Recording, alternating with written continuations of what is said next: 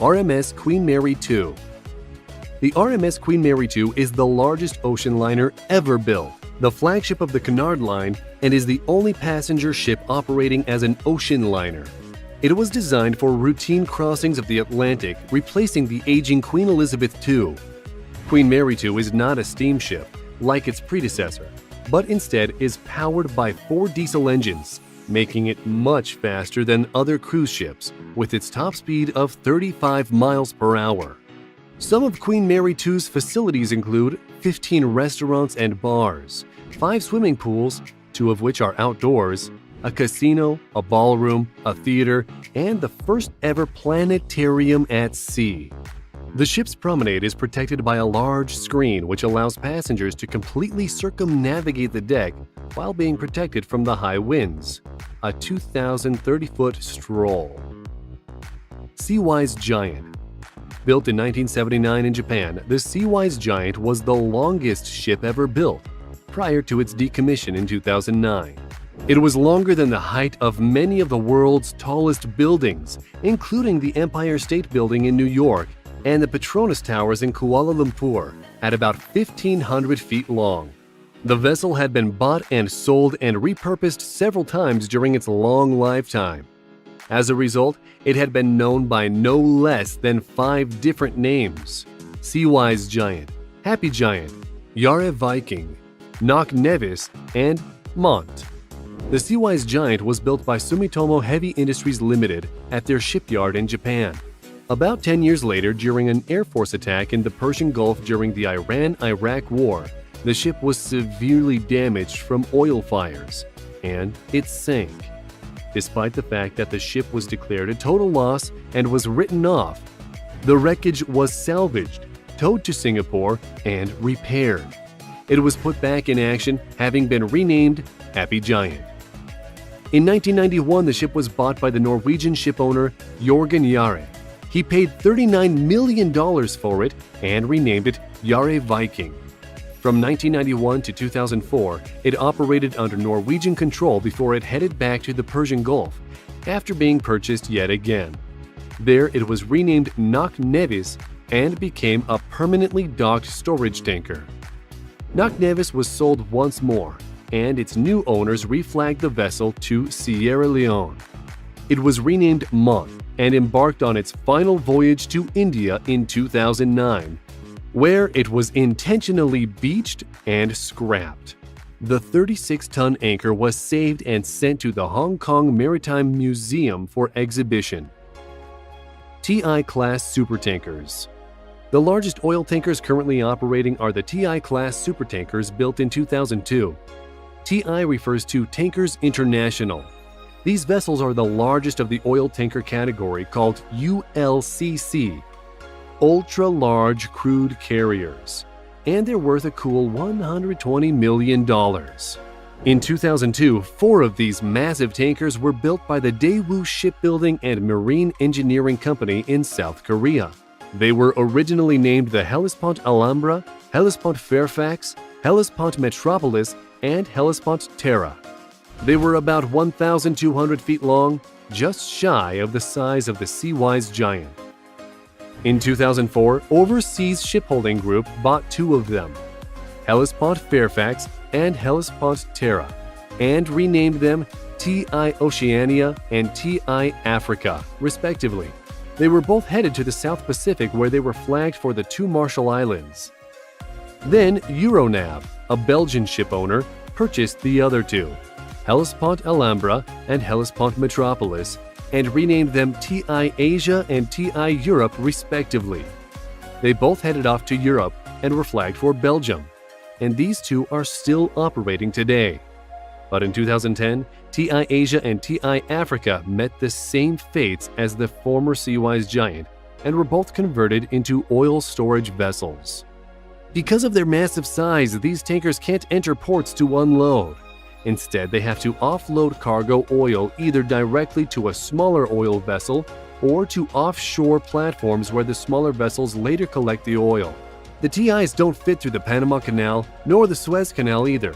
Their journeys are typically very long, since they're not exactly built for speed, and they're usually at sea for more than 2 months at a time.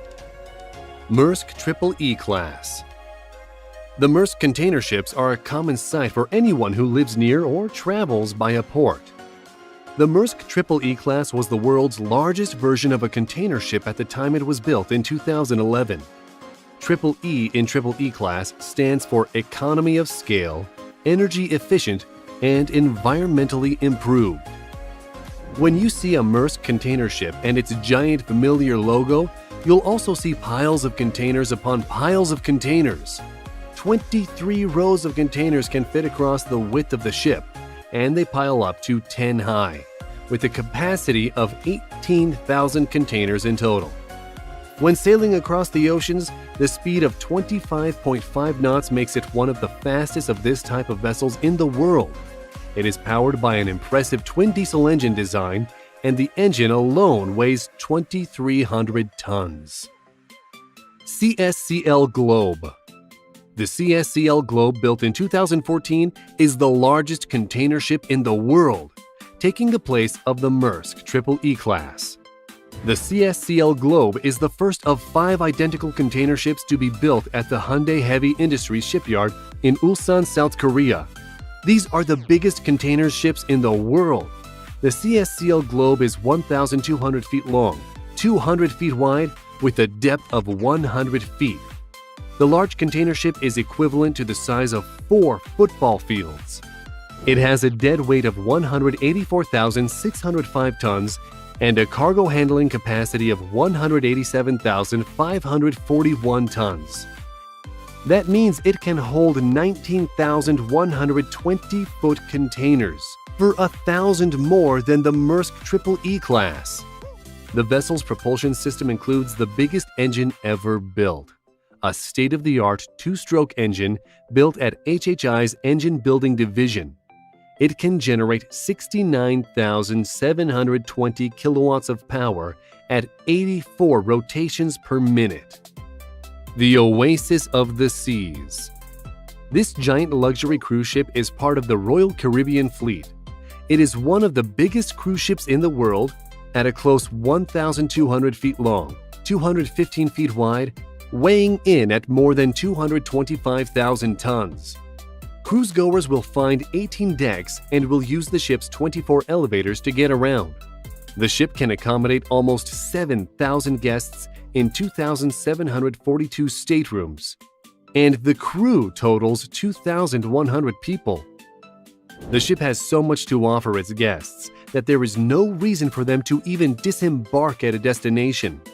The ship itself is the vacation. It's basically a floating island. The attractions include a foliage-filled Central Park, 2 rock climbing walls, 6 whirlpools, and 4 swimming pools, including the impressive Aqua Theater pool, which is 18 feet deep and is one of the largest pools at sea.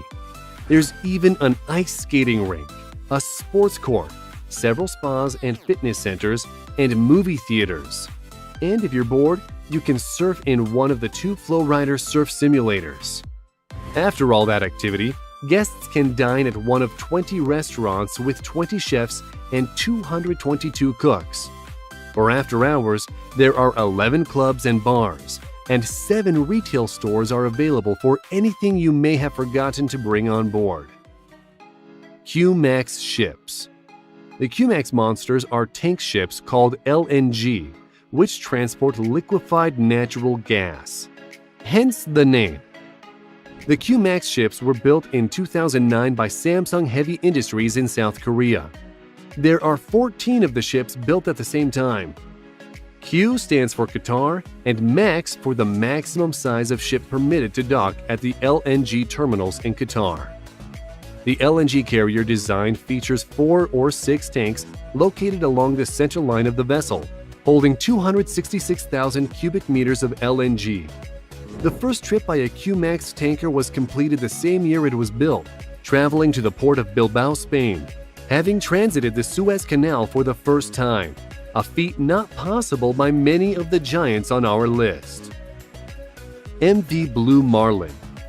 Imagine a ship so big that it transports other ships. In order to transport a ship that still isn't ocean-ready, or perhaps a damaged warship, or even move a gigantic oil rig, A massive vessel is required. The MV Blue Marlin is an HLC or heavy load carrier, built in the year 2000 by the Dutch company Seawise. It is designed to transport very large semi-submersible drilling rigs above the ship's deck. The ship loads its cargo by submerging the deck below the water by way of ballasts, and then raising the cargo by emptying the ballasts. The ship has an overall length of about 1,300 feet and a dead weight of 56,000 metric tons. It requires a lot of power to transport such heavy things and has a main engine output of 12,640 kilowatts, which translates to 17,160 base horsepower. The ship can accommodate a crew of 60 with its 38 cabins. The crew can also stay fit on board with a fitness room, sauna, and swimming pool. Russian nuclear icebreaker. A nuclear-powered icebreaker is a ship used in the northern sea routes that are covered with ice. The only country building nuclear-powered icebreakers is Russia. Nuclear-powered icebreakers are much more powerful than their diesel engine counterparts. And even though nuclear propulsion is expensive to build, install, and maintain, they are much more efficient than diesel propulsion ships. Diesel engines have a limited range before they need to refuel, and the difficulty of refueling in an Arctic region make the diesel vessels less practical and economical for icebreaking. The nuclear-powered vessels eliminate the need for refueling. During the winter, the ice along the northern sea route can be up to 7 feet thick, and the Arctic Ocean's ice can be up to 8 feet thick. The nuclear-powered icebreakers can force through that thick ice at speeds up to 12 miles per hour. And in ice-free waters, the ships can go twice that fast. Planet Solar. The polar opposite, pun intended, of the Russian nuclear-powered icebreaker is the MS Turanor Planet Solar, known simply as Planet Solar. It is the largest solar-powered boat in the world. Launched in March 2010, it's a futuristic-looking catamaran-style boat with 2 hulls. The 100-ton ship needs a massive solar array to capture enough energy to push itself through the ocean. About 5,500 square feet of photovoltaic cells charge almost 9 tons of lithium-ion batteries on board that are stored inside the 2 hulls.